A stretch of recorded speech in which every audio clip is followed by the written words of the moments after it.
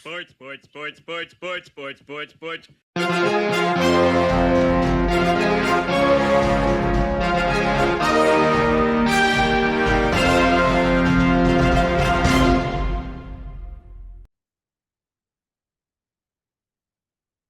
Hey there, sports fans. Welcome to Sportsball, part of the SPDM crew of podcasts. We talk about sports related topics, but we focus on you, the fan, and what you like, whether it is a sport, team, event, sports related news, or athlete. Today, I want to talk about two particular things that are going on in sports right now. And the first, I got to talk about this Juan Soto contract. So, I was recording with the BTB Movie Club podcast. Check out the BTB Movie Club podcast right here on the SPDM crew. And we were talking about Wicked, and I got distracted because this goddamn Juan Soto contract broke as we were recording. Now, first of all, this contract is insane. This contract is absolutely insane. 15 years, $765 million to the Mets. So first of all, good for the Mets. You're going all in for this. Juan Soto had a pretty productive year last year, I guess.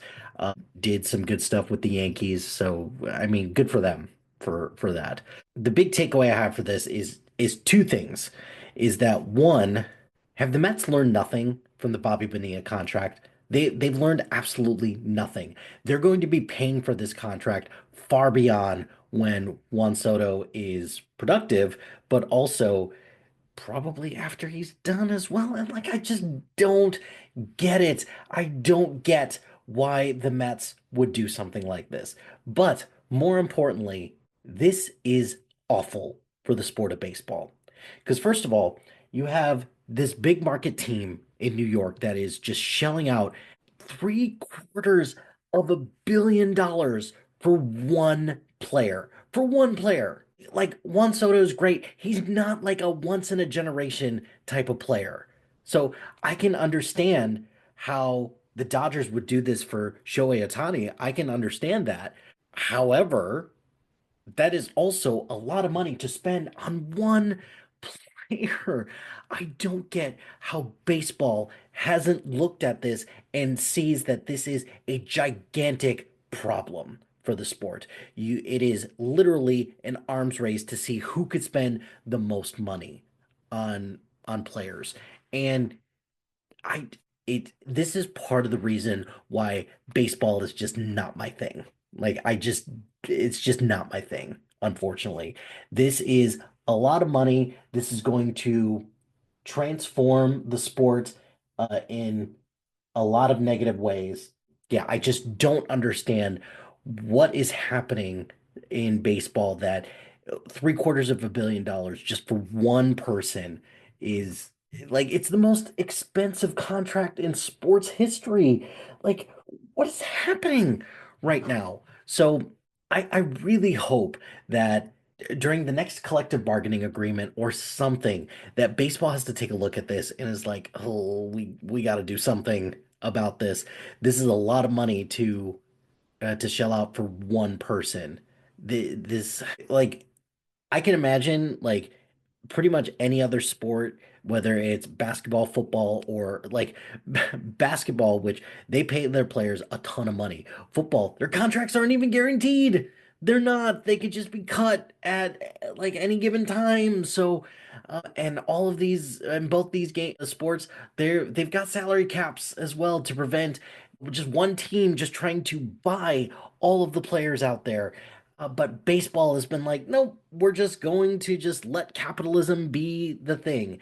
And of course, with the all-American sport like baseball, just very traditional in that sense, it boggles my mind that baseball just takes a look at this and is like, you know what? We're just gonna let this happen. We're just gonna keep letting this happen.